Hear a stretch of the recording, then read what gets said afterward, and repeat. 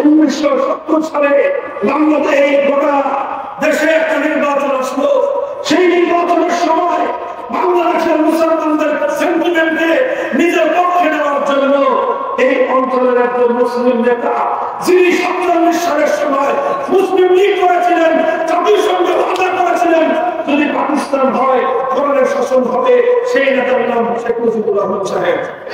ইতিহাস করেন 57 সাল আগে তিনি মুসলিম লীগার ছিলেন, 57 সময় তিনি জাতীয় নেতা ছিলেন। পাকিস্তান কায়েম করো, ইসলামী শাসন হবে। যখন পাকিস্তান কায়েম হলো 1970 নির্বাচনের আগে শেখ মুজিবুর রহমান সাহেব বললেন, আমার বাক্সে ভোট দাও, ভোটারদের ভোট দাও, ভোট দিয়ে কি করবেন?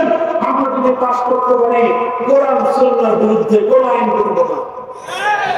এটা আমার মুখের কথা নয়, বাংলাদেশের ইতিহাসের দলিল করেন, স্বাধীনতার দলিল পত্র থাকেন।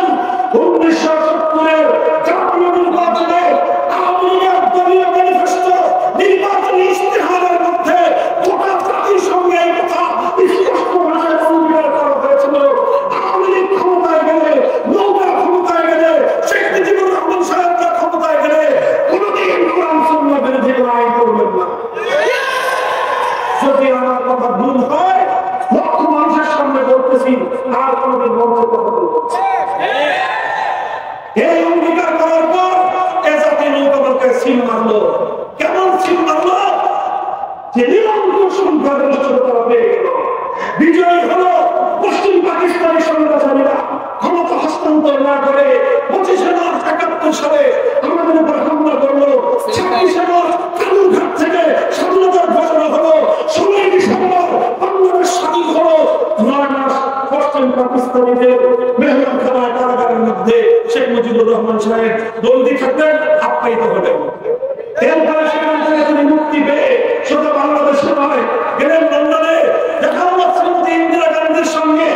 ভারতের প্রধানমন্ত্রী ইন্দিরা গান্ধী শেখ মুজিবুর রহমান সাহেব বাংলাদেশে আসার আগে তার পকেটের মধ্যে একটা চিরকুট ধরায় দিলেন। চিরকুট ধরায় দিয়ে বললেন যে তুমি বাংলাদেশে যাচ্ছ, তোমার দেশ কিভাবে চলবে, তোমার দেশের সংবিধান কিভাবে হবে, আমরা যেভাবে মনে করি তুমি সেভাবে সংবিধান করবা। তোমার সংবিধান বাংলাদেশের মতো হবে না, তোমার সংবিধান হবে ভারতের সংবিধানের মূলনীতিতে। ভারতের সংবিধানের 4টা মূলনীতি: জাতীয়তাবাদ, ধর্মনিরপেক্ষতা, গণতন্ত্র, সমাজতন্ত্র।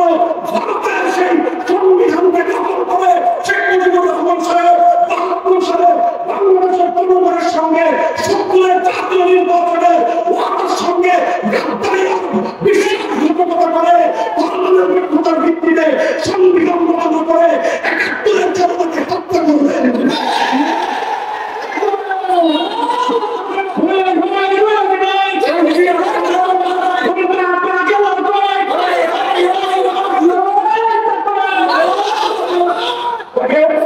আমি রাজনৈতিক আলোচনা করছি না, আমি আমার মুসলমানদের ইসলামের মূল জায়গাটা নিয়ে কথা বলছি। আমাদের পৌনে শতাব্দী পর্যন্ত আমাদের দেশ এবং ইসলাম আর মুসলমানদের সঙ্গে শাসক গোষ্ঠী কিভাবে গাদ্দারি করেছে সেই গাদ্দারি ইতিহাস করছি। 72 সংবিধান 71 চেতনা ছিল না।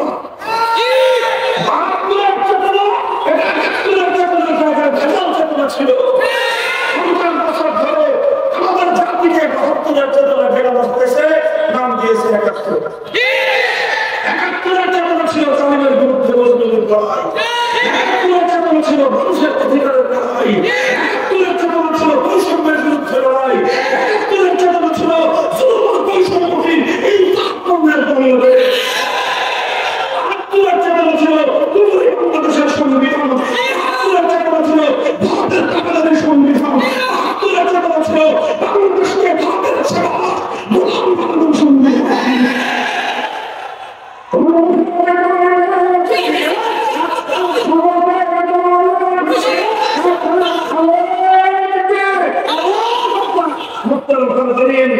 কাজে 1975 সালে তিনি তার ভুলের খেসারত দিয়েছেন। জাতির সঙ্গে 70-এর নির্বাচন আগে যে অঙ্গীকার করেছিলেন, 72 সালে সে অঙ্গীকার ভঙ্গ করে যে পাপ করেছিলেন, 75-এর 15 আগস্ট তার প্রায়শ্চিত্ত করেছেন। 75-এর পরিবর্তনের পরে বাংলাদেশের সংবিধানে একটা মৌলিক পরিবর্তন এসেছিল। ধর্মনিরপেক্ষ সত্য হয়েছিল, নামে আল্লাহর উপর এবং বিশ্বাস ছিল, কিন্তু 50 বছর পর্যন্ত বাংলাদেশের সংবিধান প্রকৃত অর্থে তাগুতি শাসন ব্যবস্থাকে কুফরি ব্যবস্থাকে অস্বীকার করতে পারে না। এভাবে চলতে চলতে চলতে চলতে আজ 2024 সালে বাংলাদেশ এসেছে। আর 2008 সালে আবার ফ্যাসিবাদী সরকার ক্ষমতায় এসে সর্বপ্রথম জঘন্য যে কাজটা করেছে, সংবিধান থেকে আল্লাহর উপর অবিচল আস্থা এবং বিশ্বাসকে বাতিল করে দিয়ে ভারতের গ্রহণ করেছে। ভারতের সংবিধানের ধর্মনিরপেক্ষতা বাংলাদেশের সংবিধানে ফিরিয়ে এনেছে। ধর্মনিরপেক্ষতা স্পষ্ট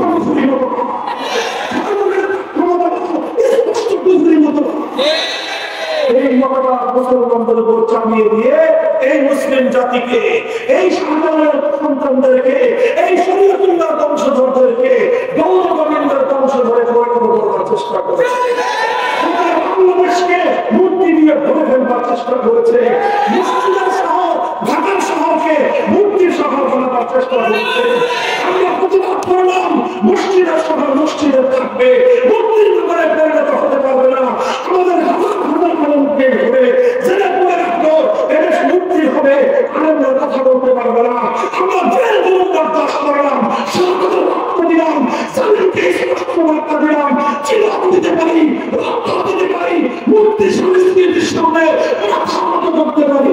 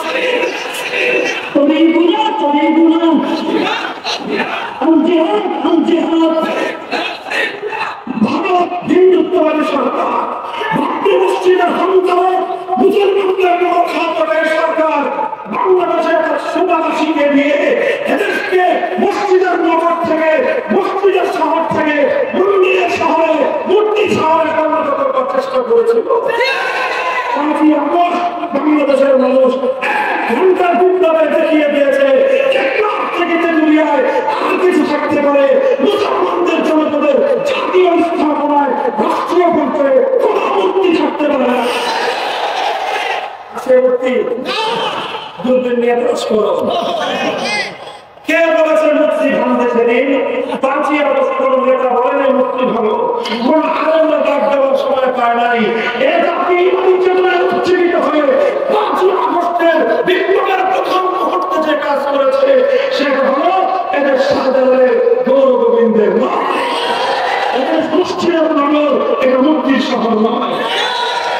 বলবেন হিন্দুরা অবশ্যই ইসলাম বলে সব ধর্মাবলম্বী নিজ নিজ ধর্মীয় পরিসরে শুধু স্বাধীনতা নয় সম্পূর্ণ মর্যাদা এবং নিরাপত্তা নিয়ে নিজ নিজ ধর্ম পালন করবে।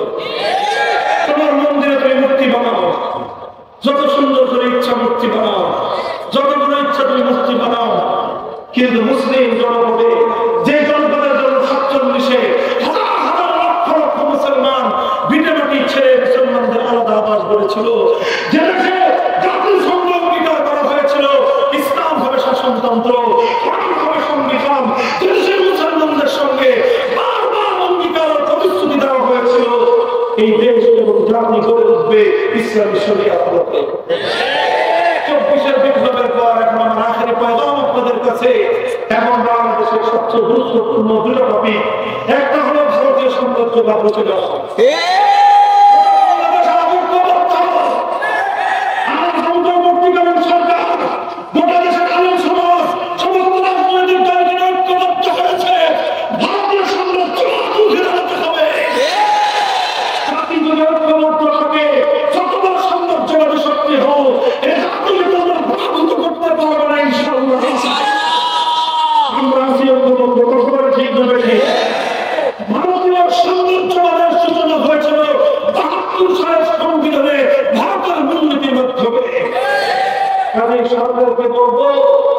সরকারকে বলবো শেকড়ে পানি ঢেলে গাছের মাথা ছেঁচে এই শেকড় এবং এই গাছের বিষ বৃক্ষ কোনদিন ধ্বংস করতে পারবেন না।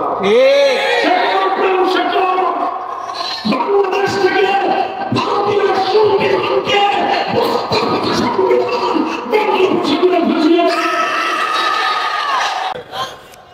এই মহাবিশ্বের মধ্যে আল্লাহ ছাড়া বাকি যা আছে শক্তি, চিন্তা করে বলেন আল্লাহ ছাড়া যা আছে সব একদিকে আল্লাহ আর একদিকে গায়রুল্লাহ, কথা ঠিক?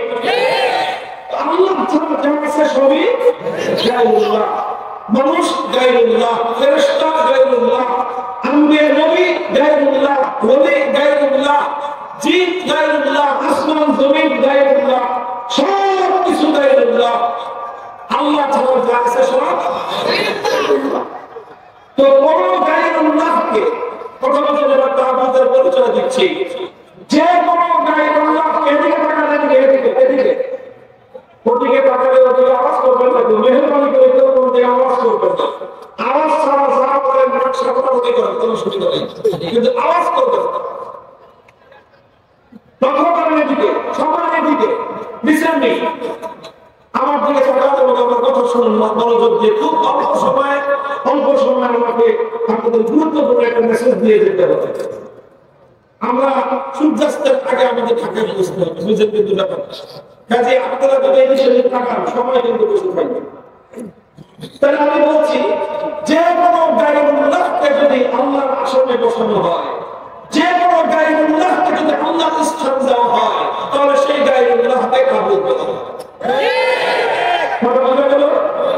যে কোনো গায়রুল্লাহকে যদি আপনি আল্লাহর আসনে বসান, যে আসনটা আল্লাহর জন্য নির্ধারিত, সেই আল্লাহর নির্ধারিত আসনে যদি আপনি কোনো গায়রুল্লাহকে বসান, সেই গায়রুল্লাহকে বলা হয় তাগুত। যেরকম স্পষ্ট দৃষ্টান্ত দিয়ে আমি বোঝাই, এই মহাবিশ্বের মধ্যে ইবাদতের একমাত্র উপযুক্ত কে?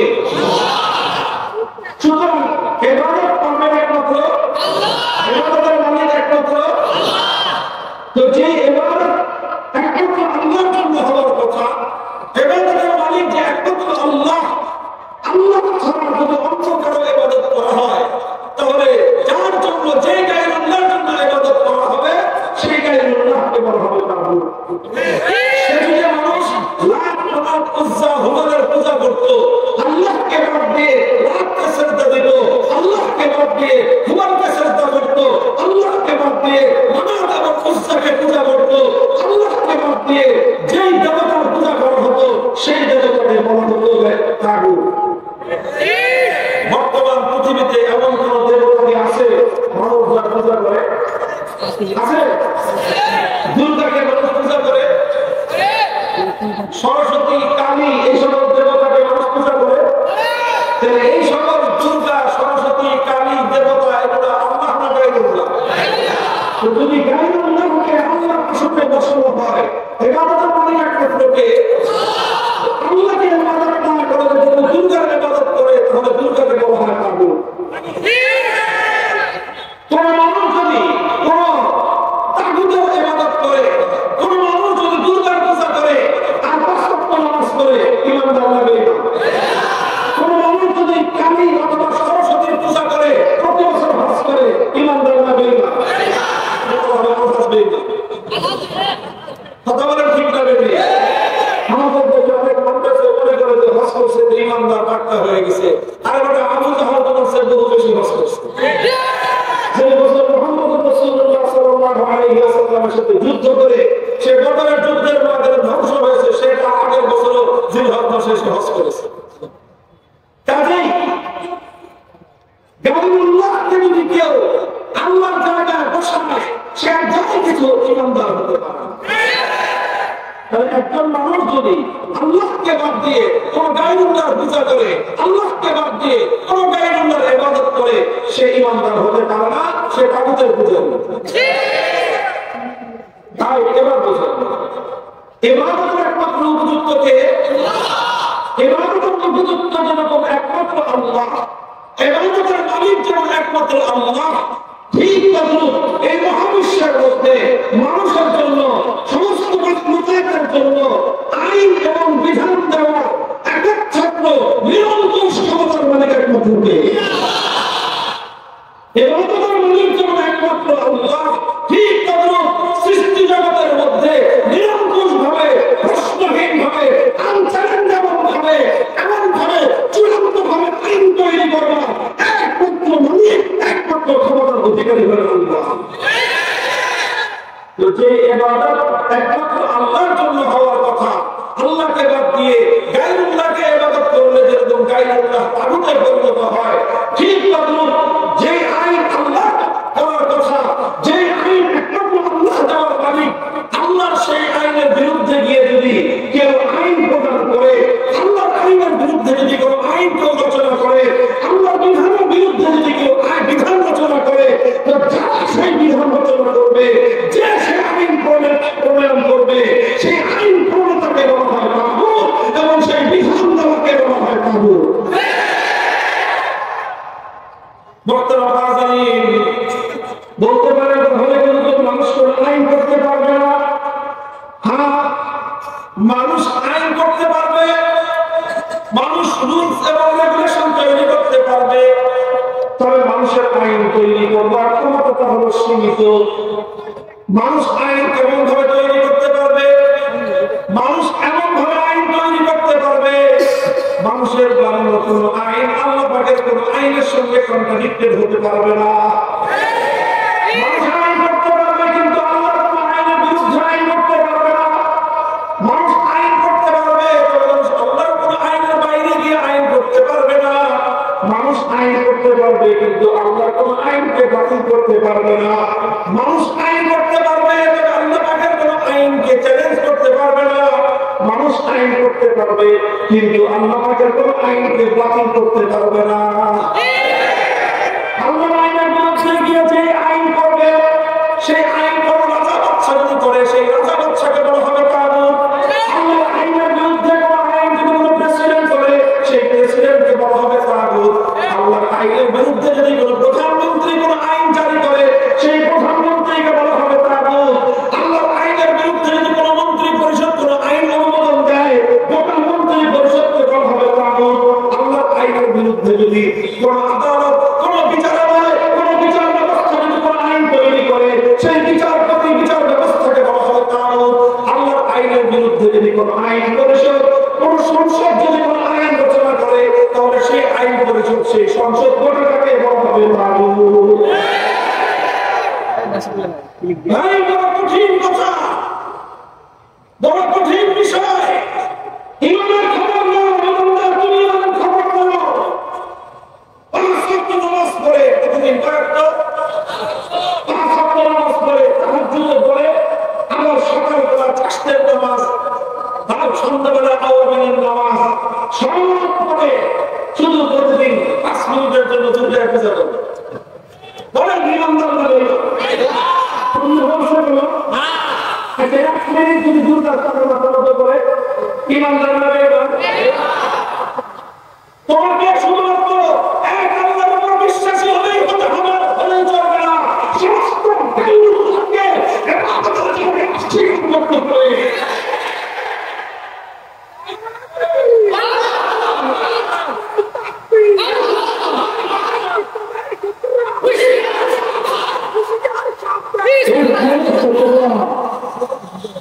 দেখেন আল্লাহ এই জায়গায় একমাত্র মালিককে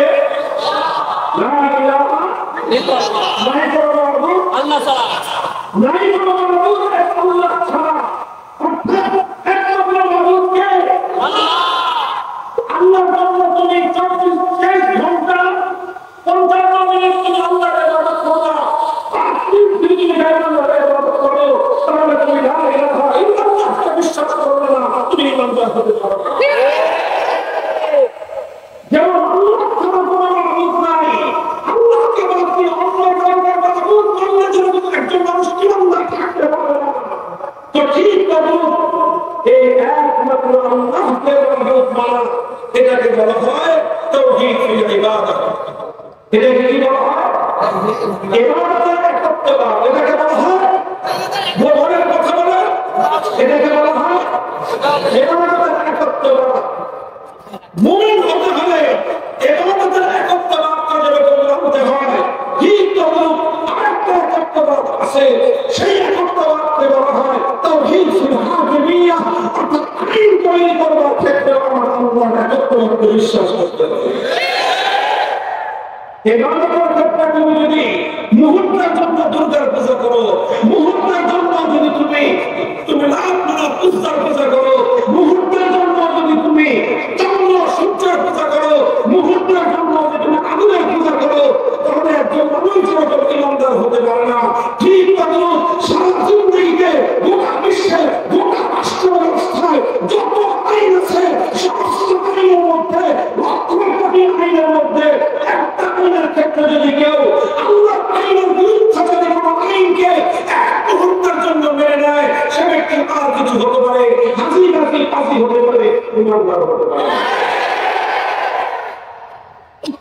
মুহতারাম হাজিরিন, এক মুহূর্তের জন্য একটা দুর্গাকে একবার পূজা করলে যেরকম একজন মানুষের ইমান থাকতে পারে না, অথচ আজ আশ্চর্যজনক ভাবে হাজার হাজার নয়, লক্ষ লক্ষ নয়, কোটি কোটি নামধারী মুসলমান তারা আল্লাহকে তাওহীদ ফিল হাকিমিয়্যাহ আইন এবং বিধান তৈরি করবার ক্ষেত্রে আমার আল্লাহর একত্ববাদকে অস্বীকার করে তারা অনেক মানুষকে চূড়ান্তভাবে সার্বভৌম আইন তৈরি করবার ক্ষমতা তুলে দিয়েছে। অথচ তারা নিজেদেরকে ইমানদার বলে মনে করে। দুনিয়াতে এর চেয়ে হাস্যকর কোনো বিষয় হতে পারে না।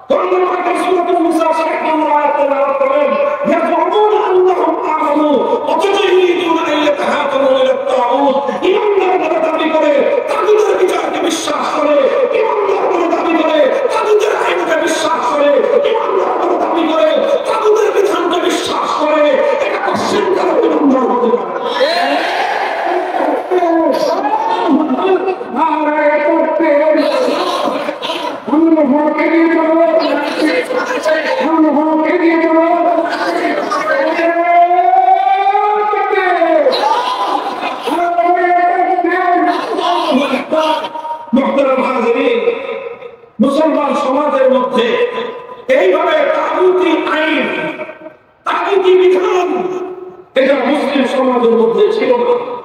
এটা ছিল ইহুদি খ্রিস্টানদের মধ্যে। ইহুদি খ্রিস্টানদের মধ্যে এই কুপ্রথা, এই অভিশপ্ত ব্যবস্থা, এটা ইহুদি খ্রিস্টানদের মধ্যে ছিল, এটা মূর্তি পূজকদের মধ্যে ছিল, এটা অগ্নি পূজকদের মধ্যে ছিল, এটা সূর্য পূজকদের মধ্যে ছিল, একত্ববাদী ইমানদারদের মধ্যে এই অভিশপ্ত ধারা ছিল। আল্লাহ কোরআন খুলে খুলে অনেক জায়গায় বলেছে, আমি যত লম্বা আলোচনা করবো প্রকাশ করবো না, আল্লাহ খ্রিস্টানদের ব্যাপারে, ইহুদিদের ব্যাপারে খুলে খুলে বলে দিয়েছে, ইহুদি এবং খ্রিস্টান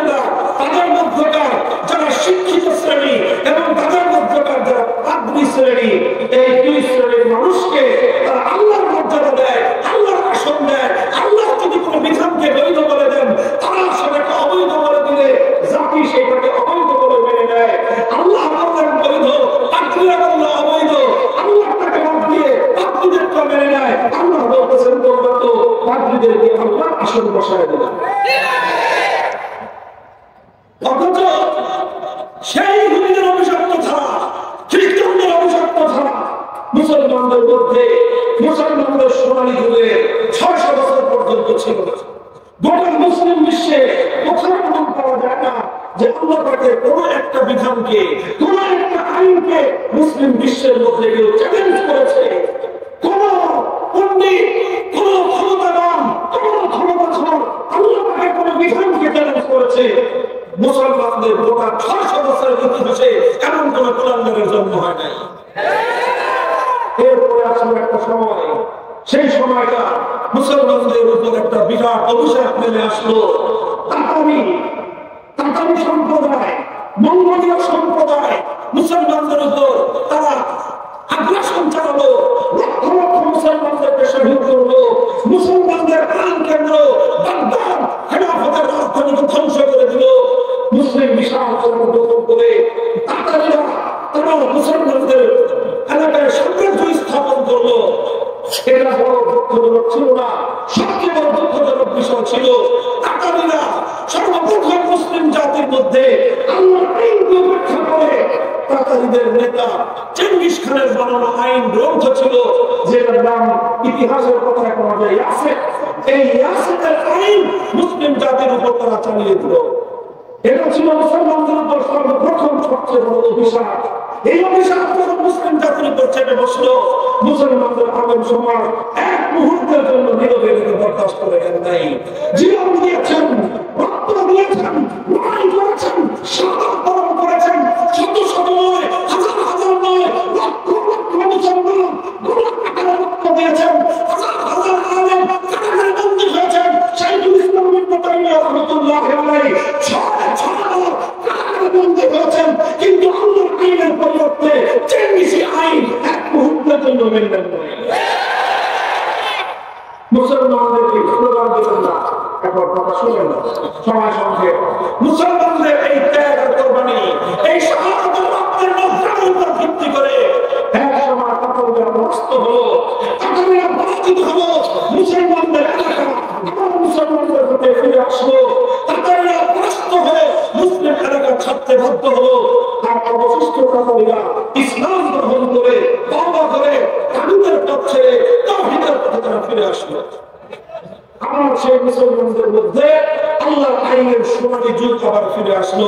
চলতে চলতে চলতে চলতে 18 শতক পর্যন্ত মুসলিম বিশ্বে কোথাও এমন নজির পাওয়া যায় না যে মুসলমানদের সমাজের মধ্যে আল্লাহর আইন ছাড়া কোনো মানব রচিত আইন চলবে। মুসলমানরা কল্পনা করতে পারত না। এরপরে 18 শতকের মাঝামাঝি এসে এই মুসলিম বিশ্বের উপর পশ্চিমা সাম্রাজ্যবাদের আগ্রাসন শুরু হলো। আমাদের ভারতবর্ষ দখল করে নিল ব্রিটিশ, গোটা আফ্রিকার অঞ্চল দখল করে নিল ইতালি আর ফ্রান্স। এই ইতালি, ফ্রান্স আর ব্রিটিশ সাম্রাজ্যবাদের এই সময়ে তারা সবচেয়ে জঘন্য যে কাজটা করেছে সেটা হলো মুসলিম সমাজ থেকে আল্লাহর আইনকে উৎখাত করে দিয়ে ব্রিটিশদের প্রবর্তিত নিজস্ব আইন দিয়ে সমাজকে শাসন করেছে। যখন মুসলমানদের উপর, আমি অন্যদিকের ইতিহাস বলছি না, আমাদের এই মাটির ইতিহাস, আমাদের এই জন্মভূমির ইতিহাস বলছি আমি। যখন মুসলমানদের উপর আল্লাহর আইনের পরিবর্তে ব্রিটিশ প্রবর্তিত আইন এটা কার্যকর হলো, এটা বাস্তবায়ন হলো, সেটাকে আলেম সমাজ কি করেছিলেন? শুধুমাত্র নিজেদের জীবনের নিরাপত্তার কথা চিন্তা করে মুখে কুলু কেটে বসেছিলেন? সেটাকে আলেমরা শুধুমাত্র নিজেদের জীবনের ভয় করে নিজেদের নিরাপত্তার কথা চিন্তা করে চুপ করেছিলেন? ইতিহাসের কথা উল্টান। 1803 সালে আমাদের এই পাক ভারত মহাদেশের সমস্ত আলেম ব্যবস্থা শেখ আব্দুল আজিজ মুহাদ্দিস দেহলভী রাহমাতুল্লাহি আলাইহি ফতোয়া জারি করেছিলেন, মুসলিম ভূখণ্ডে মুসলমানদের সংখ্যা যতই হোক না কেন, মুসলমান মেজরিটি হোক, এমনকি মুসলমান 100% হোক, মুসলমান 90% হোক, মুসলমান 80% হোক, মুসলমানের সংখ্যা দিয়ে দেশ ইসলামী হয় না। কথা শুনেন, মুসলমানদের সংখ্যা দিয়ে দেশ কি হয় না? ইসলামী হয় না। মুসলমানরা দেশে থাকলেই শুধু দেশ ইসলামী হয় না, মুসলমান থাকলেই শুধুমাত্র এটা ইসলাম হয় না, বরং ওটাই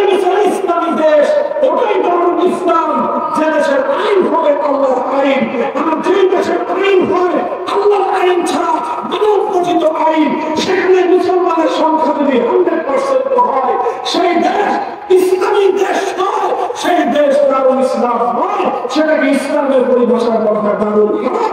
শত্রু কবলিত দেশ, সেই দেশকে আবার শত্রুদের হাত থেকে উদ্ধার করে মানব রচিত আইনকে উৎখাত করে আল্লাহর বিধান এবং আইন ফিরিয়ে আনার জন্য যুদ্ধ জিহাদ করা প্রত্যেক মুসলমানের জন্য ফরজে আইন। এই ফতোয়া দিলেন শাহ আব্দুল আজিজ রহমাতুল্লাহি আলাইহি। তৎকালীন ভারতের উপমহাদেশে ব্রিটিশরা মুসলমানদেরকে নামাজ পড়তে বাধা দিত না, হজ করতে বাধা দিত না, দূরের কথা প্রতি বছর ভারতবর্ষ থেকে ব্রিটিশ সরকারের নেতৃত্বে তাদের আয়োজনে জামাত ভর্তি হাজিরা মক্কা শরীফ থেকে হজ করতে। কিন্তু সেই সময় ফতোয়া দিয়েছেন শুধু মুসলমানরা হজ করলে দেশ দারুল ইসলাম হয় না, শুধু মুসলমানরা নামাজ পড়তে পারলেই দেশ দারুল ইসলাম হয় না, শুধু মুসলমানের সংখ্যা বেশি থাকলেই দেশ দারুল ইসলাম হয় না। দেশ তখনই দারুল ইসলাম হয় যখন দেশের আইন আল্লাহর আইন হয়। আমার দেশে মুসলমান যতই থাকুক, নামাজ যতই হোক, হজ যতই হোক, আইন যখন হবে মানবরচিত আইন, সে দেশ ইসলামের দেশ নয়, সেটা কুফরের দেশ, সেটা দারুল হারাম। সেই দেশে মানবরচিত আইনকে উৎখাত করে আল্লাহর আইন ফিরিয়ে আনা প্রত্যেক ইমানদারের জন্য ফরজ।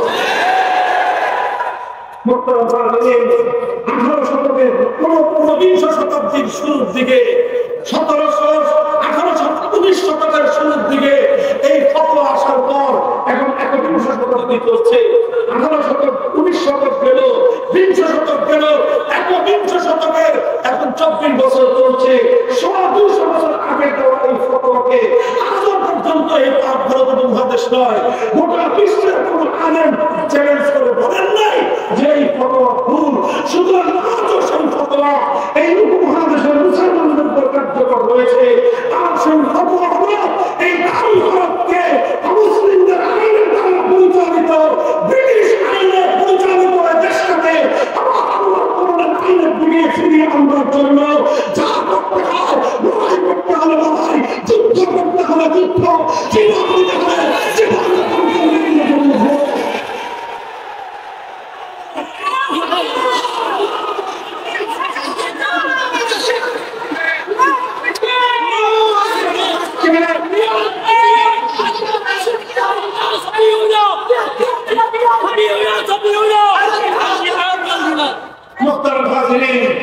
লম্বা ইতিহাস। এই ফতোয়া জারি হওয়ার পর 1831 সালে বালাকোটে জিহাদ হয়েছে আল্লাহর আইন ফিরিয়ে আনবার জন্য। সৈয়দ আহমদ রহমতুল্লাহি আলাইহি জীবন দিয়েছেন। 1857 সালে শামিলিতে জিহাদ হয়েছে, হযরত আহমদ রহমতুল্লাহি আলাইহি শাহাদাত বরণ করেছেন। শাহাদাতের রক্তের বদলা দেওয়া হয়েছে। হাজার হাজার আলেম ওলামা ফাঁসি কাস্টে ঝুলেছেন। হাজার হাজার আলেমদের স্ত্রীরা বিধবা হয়েছে, ইতিম হয়েছে, ওলামায়ে সন্তান জীবন দিয়েছে। মুসলমানেরা, ইমানদারেরা সব কিছু করেছে, মুহূর্তের জন্য তাগুতের আইনের সামনে মাথা নড়ে না। 1866 সালে দারুল উলুম প্রতিষ্ঠিত হয়েছে।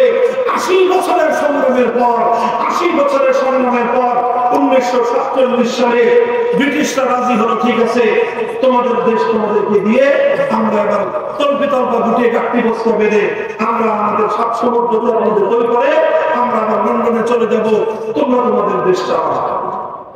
1947 সালের ইতিহাস বলছি, তখন এই দেশে 2 জাতি বসবাস করত, হিন্দু এবং মুসলমান। আর অনেক জাতি ছিল, প্রধান 2 জাতি হিন্দু এবং মুসলমান। হিন্দুরা বলল ঠিক আছে ভালো কথা, সংখ্যায় হিন্দুরা যেহেতু বেশি গোটা ভারত জুড়ে, তারা মেজরিটি, তারা চিন্তা করলো একসাথে থাকলে সুবিধা, দেশটা বড় থাকবে আর আইনটা চলবে হিন্দুদের ইচ্ছা মতো।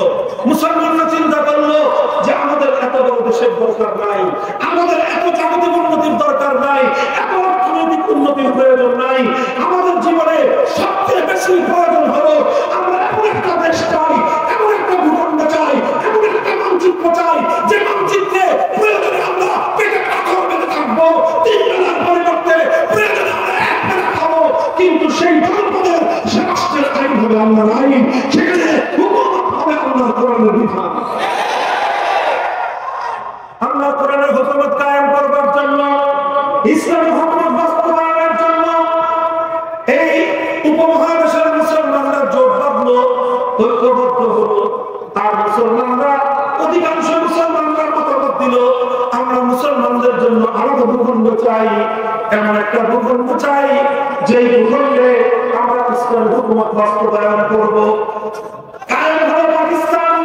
গোটা ভারতবর্ষে অনেক মুসলমান এই পাকিস্তান কায়েম করবার জন্য শুধু নয়, আসলে পাকিস্তানের প্রতি কারো কোনো ভালোবাসা ছিল না, মমতা ছিল না। সব ভালোবাসা মমতা ছিল আল্লাহর কোরআনের হুকুমতের জন্য, ইসলামিক শাসন ব্যবস্থার জন্য। অনেক মানুষ জীবন দিয়েছে, অনেক মানুষ রক্ত দিয়েছে, অনেক মানুষ নিজের ভিটে মাটি ছেড়েছে, হাজার হাজার লক্ষ লক্ষ মানুষ নিজের বাপ-দাদার ভিটে ছেড়ে অন্য দেশে হিজরত করেছে, অন্য দেশে চলে গিয়েছে। যত মানুষ এইবার ভারত উপমহাদেশে পাঞ্জাব, লাহোর, বেলুচিস্তান, খাইবার পাখতুনখোয়া, সীমান্ত প্রদেশ, করাচি থেকে নিয়ে শুরু করে গোটা পশ্চিম পাকিস্তানে অনেক মানুষ আল্লাহর জমিনে আল্লাহর কোরআনের আস্থা করার জন্য, আল্লাহর কোরআনের হুকুমত বাস্তবায়ন করার জন্য অনেক আত্মত্যাগ করেছে। তবে যে কথাটা না বললে নয়, এই উপমহাদেশের মধ্যে যে জাতি কোরআনের আস্থা করবার জন্য, ইসলামী আইন, আল্লাহর শরীয়তের আইন বাস্তবায়ন করার জন্য সবচেয়ে বেশি ত্যাগ কোরবানি স্বীকার করেছে, সে জাতির নাম হলো বাংলাদেশের মুসলমান। বাংলাদেশের মুসলমানদের সামনে অনেক বড় সুযোগ ছিল দিল্লির সাথে থাকার, অনেক বড় সুযোগ ছিল ভারতের সঙ্গে থাকার, বাড়ির কাছে ছিল কলকাতা। কিন্তু আমার এবং আপনার বাচ্চারা, আমাদের পূর্বপুরুষরা বাড়ির কাছে কলকাতাকে লাথি মারল, দিল্লিকে তালাক দিল, বাড়ির চতুর্পাশে ভারতকে ত্যাগ করে 2000 মাইলের দূরে পশ্চিম পাকিস্তানিদের সঙ্গে গাঁট ছড়া বাঁধলো। পাকিস্তানের ভালোবাসা নয়, শুধুমাত্র একটা আকাঙ্ক্ষায়, আর সেই আকাঙ্ক্ষাটা হলো যদি আল্লাহ আমরা মুসলমানদের জন্য একটা ভূখণ্ড পাই, একটা মানচিত্র পাই, সেই মানচিত্রে শাসন হবে আল্লাহর কোরআনের শাসন।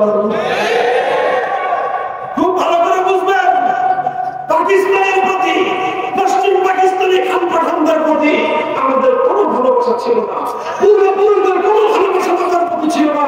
ভালোবাসা থাকলে ছিল শুধু আল্লাহর কোরআনের প্রতি, ছিল আল্লাহর প্রতি, ভালোবাসা ছিল আল্লাহর কোরআনের প্রতি। রাষ্ট্র হলো 47 সালে মুসলমানদের জন্য আলাদা ভূখণ্ড কায়েম হওয়ার পর দেশের আলেম সমাজ পাকিস্তানের শাসক গোষ্ঠীকে বলল, এই তো মুসলমানদের জন্য রাষ্ট্র হয়েছে, এবার আপনারা ইসলামী শাসন কায়েম করেন, ইসলামী শাসন। এখানে তো আপনার অন্য কোনো জাতি নাই, হিন্দুরা তো ভারতে ঢুকে গেছে, এটা আমাদের শুধু মুসলমানদের দেশ, এখানে কেন ইসলামী আইন হবে না, এখানে কেন কোরআনের শাসন হবে না? পশ্চিম পাকিস্তানি স্বৈরাচারী শাসকের গোষ্ঠী কইল যে হুজুর দেশটাতে এখন শিশু, ইসলামী শাসন অনেক কঠিন, এখন এই কঠিন খাবার এই শিশু রাষ্ট্র খাইতে পারবে না। সময় দেন, আমরা শিশু রাষ্ট্রটাকে একটু কয়েকদিন বড় করলে তারপরে আমরা কোরআনী শাসন দিব, ইসলামী শাসনতন্ত্র বাস্তবায়ন করবো। 5 বছর পরে জিজ্ঞেস করলো পাকিস্তানের শাসকদেরকে, তোমার রাষ্ট্র কি শিশু বড় হয়েছে? হয় না হুজুর, এখনো শিশু বড় হয়নি, আরেকটু সময় দেন। 10 বছর পরে জিজ্ঞাসা করলো, রাষ্ট্র কি বড় হয়েছে? হয় না হুজুর, এখন এটা 10 বছর তো আরেকটু সময় লাগবে, এটা বড় হয় নাই। 15 বছর পরে জিজ্ঞাসা করলো, এই রাষ্ট্র কি বড় হয়েছে? হয় না হুজুর, এখনো বড় হয় নাই, আরেকটু সময় লাগবে। 20 বছর জিজ্ঞাসা করলো, তো বুড়া খাটাস এই পড়াটা বড় হয়েছে? পাকিস্তান নামক বুড়া খাটাস পড়া এটা কি মানে হয়েছে? হয় না হুজুর, এই 20 বছর হয়েছে তো এখন একটা শিশু আছে, আরো সময় লাগবে। আমার আব্বাজান শাইখুল হাদিস আল্লামা আজিজুল হক রাহমাতুল্লাহি আলাইহি বড় দুঃখ নিয়ে উপহাস করে একটা কথা বলতেন, 24 বছরে যে শিশু সাধারণ হয় না, ওটা 90 বছর হবে। বুঝলেন না এই কথা?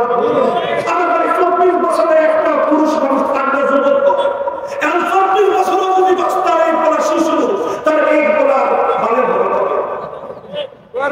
যে পাকিস্তান 24 বছরে তার শৈশব অতিক্রম করতে পারে নাই, 24 বছর জাতির সঙ্গে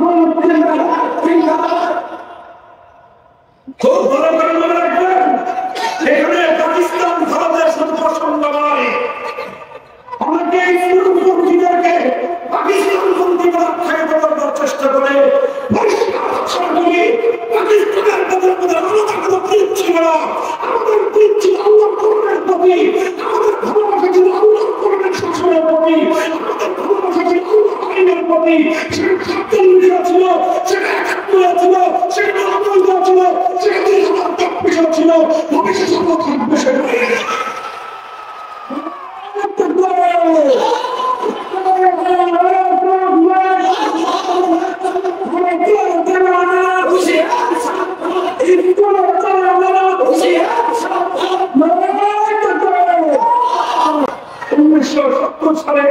বাংলাদেশ গোটা দেশে একটা নির্বাচন আসলো। সেই নির্বাচনের সময় বাংলাদেশের মুসলমানদের সেন্টিমেন্টে নিজের পক্ষে নেওয়ার জন্য এই অঞ্চলের একজন মুসলিম নেতা, যিনি 47 সালের সময় মুসলিম লীগ করেছিলেন, জাতিসংঘে ওয়াদা করেছিলেন যদি পাকিস্তান হয় কোরআনের শাসন হবে, সেই নেতার নাম শেখ মুজিবুর রহমান সাহেব। ইতিহাস করেন 57 সাল আগে তিনি মুসলিম লীগার ছিলেন, 57 সময় তিনি জাতীয় নেতা ছিলেন, পাকিস্তান কায়েম করো ইসলামী শাসন হবে। যখন পাকিস্তান কায়েম হলো 1970 নির্বাচনের আগে শেখ মুজিবুর রহমান সাহেব বললেন, আমার বাক্সে ভোট দাও, নৌকাতে ভোট দাও, ভোট দিয়ে কি করবেন? আমরা যদি পাস করতে পারি কোরআন সুন্নাহর বিরুদ্ধে কোন আইন করব না।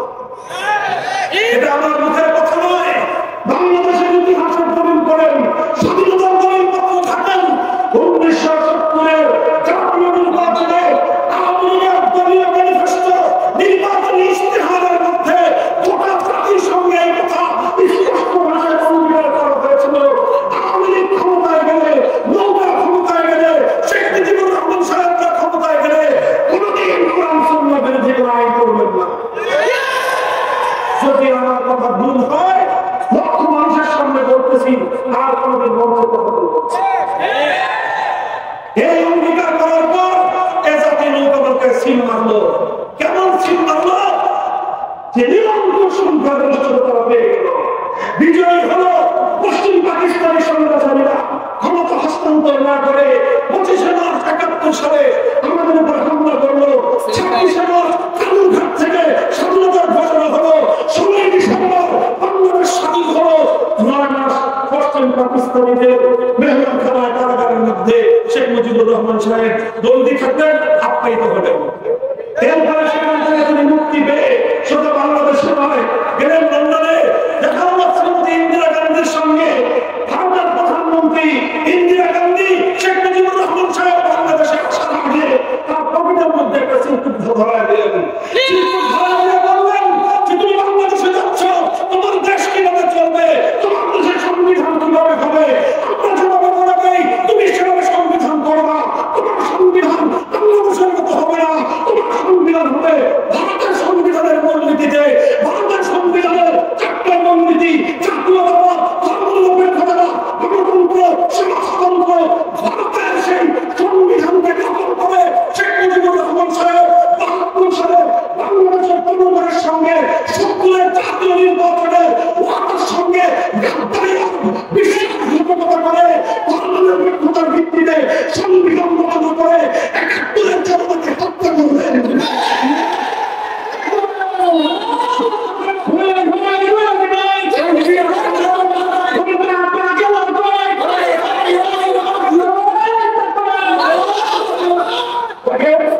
আমি রাজনৈতিক আলোচনা করছি না, আমি আমার মুসলমানদের ইসলামের মূল জায়গাটা নিয়ে কথা বলছি। আমাদের পৌনে শতাব্দী পর্যন্ত আমাদের দেশ এবং ইসলাম আর মুসলমানদের সঙ্গে শাসক গোষ্ঠী কিভাবে গাদ্দারি করেছে সেই গাদ্দারি ইতিহাস করছি।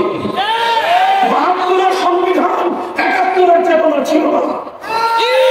72 চেতনা, এটা 71 চেতনার জায়গায় ভেজাল চেতনা ছিল।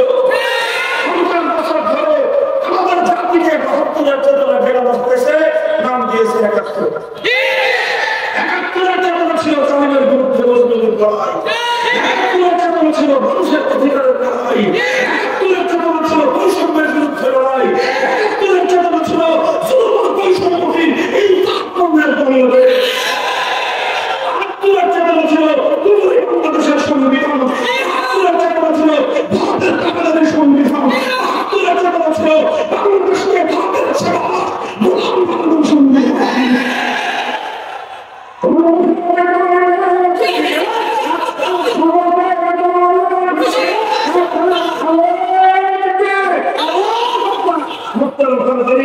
কাজে আজ 1975 সালে তিনি তার ভুলের খেসারত দিয়েছেন।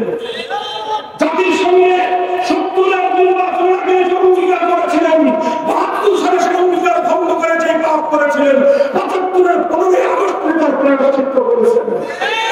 75-এর পরে পরিবর্তনের পরে বাংলাদেশের সংবিধানে একটা মৌলিক পরিবর্তন এসেছিল।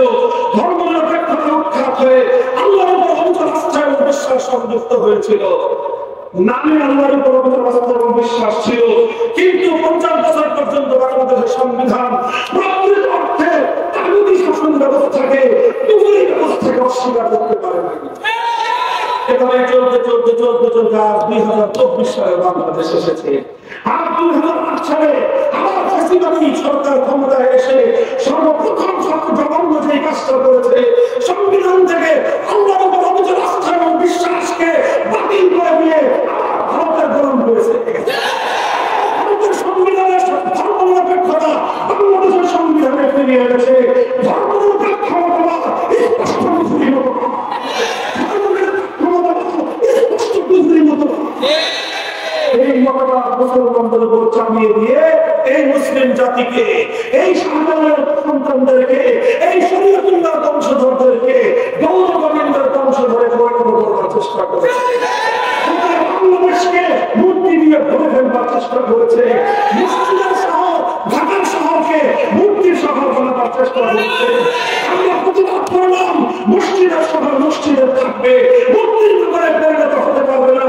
আমাদের হাজার হাজার মানুষকে ঘুরে জেলে পড়ে রাখলো, এদেশ মূর্তির হবে, আনন্দের কথা বলতে পারবে না। আমরা জেল জুলুম বরদাস্ত করলাম, সরকারের রক্ত দিলাম, জালিমকে স্পষ্ট বার্তা দিলাম, চিলাপ দিতে পারি, রক্ত দিতে পারি, মূর্তি সংস্কৃতির সামনে মাথা নত করতে পারি।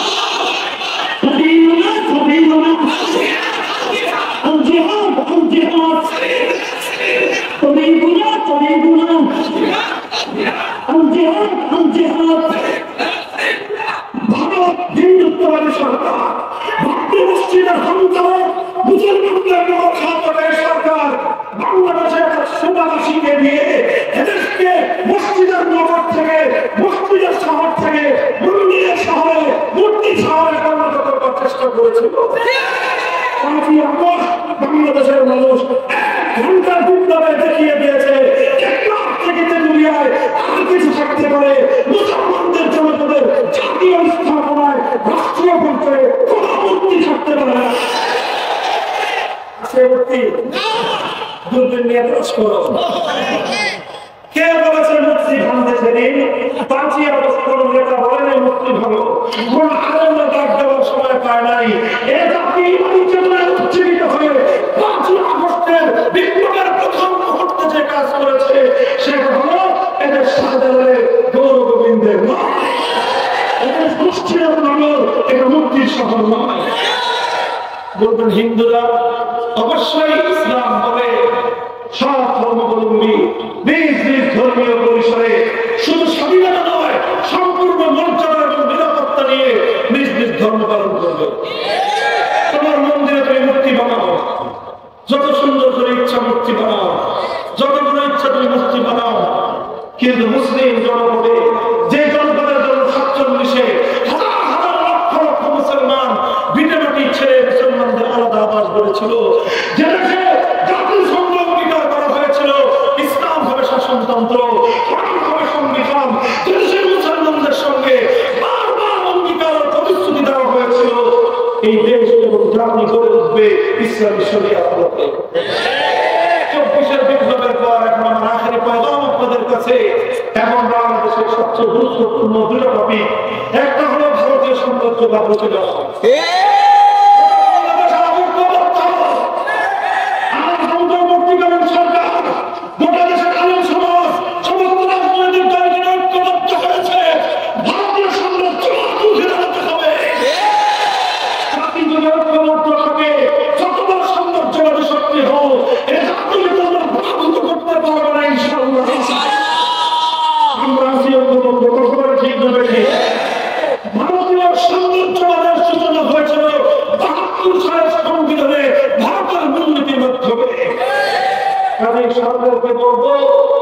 সরকারকে বলবো শেকড়ে পানি ঢেলে গাছের মাথা সেজে এই শেকড় এবং এই গাছের বিষ বৃক্ষ কোনদিন ধ্বংস করতে পারবেন না। বাংলাদেশ থেকে ভারতীয় সংবিধানকে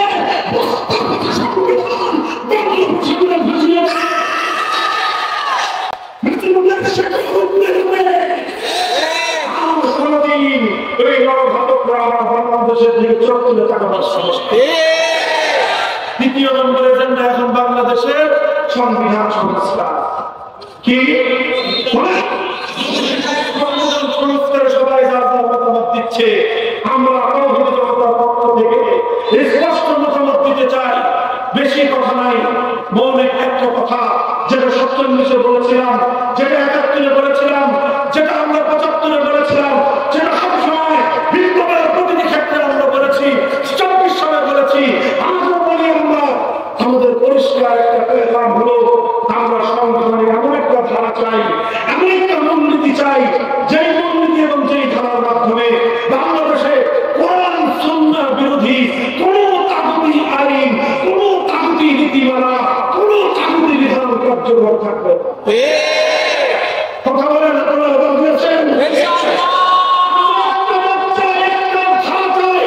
ভাষা যা হবে সংবিধান বিশেষজ্ঞরা ভাষাটা ঠিক করবেন, মর্ম আর স্পিরিট আর চেতনাটা হবে এই যে আল্লাহ ইসলাম বিরোধী শরিয়াত বিরোধী কোন আইন শরীয়তুল্লাহ বাংলাদেশে চলবে না। এটা আমরা এখন বলতেছি ভালোই হবে, মানলে মানেন সবার ভালো হবে। আর যদি সব কথায় শরিয়ত বিরোধী আইন অকার্যকর করেই সংবিধানে কার্যকর না হয়, তাহলে কার্যকর করার জন্য কোরআন সুন্নাহ বিরোধী যে কোনো আইনকে প্রতিহত করার জন্য যদি লড়াইয়ের প্রয়োজন হয়, যুদ্ধের প্রয়োজন হয়, সেই যুদ্ধের জন্য শহীদ হওয়া যাবে না।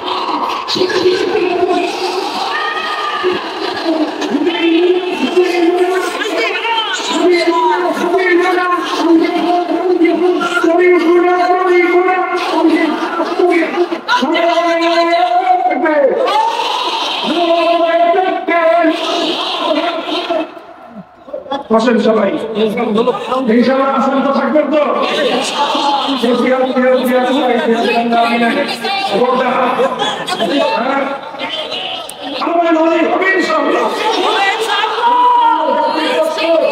এখন শুধু হুজুর না, শুধু মাদ্রাসা ছেড়ে গেলে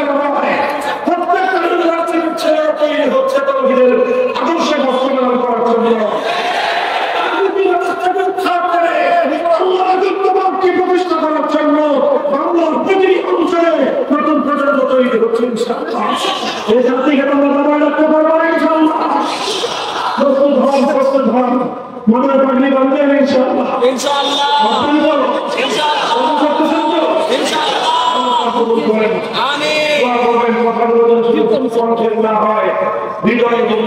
বিশ্বাস করতে পারি আলহামদুলিল্লাহ আসসালামু আলাইকুম ওয়া রাহমাতুল্লাহ سبحان الله وبحمده سبحانك اللهم وبحمدك أشهد أن لا إله إلا أنت أستغفرك وأتوب إليك اللهم صل على محمد وعلى آل محمد كما صليت على إبراهيم وعلى آل إبراهيم إنك حميد مجيد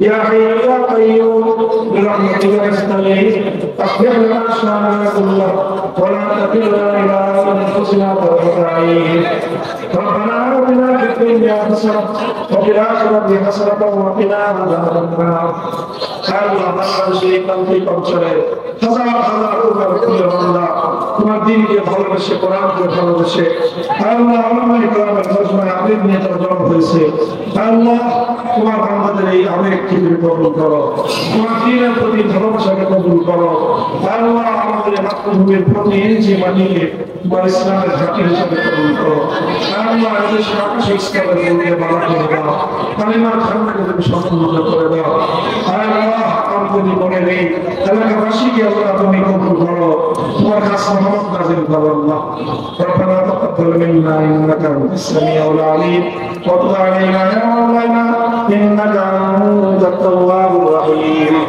سبحان ربك رب العزة عما يصفون وسلام على المرسلين والحمد لله رب العالمين. السلام عليكم ورحمة الله.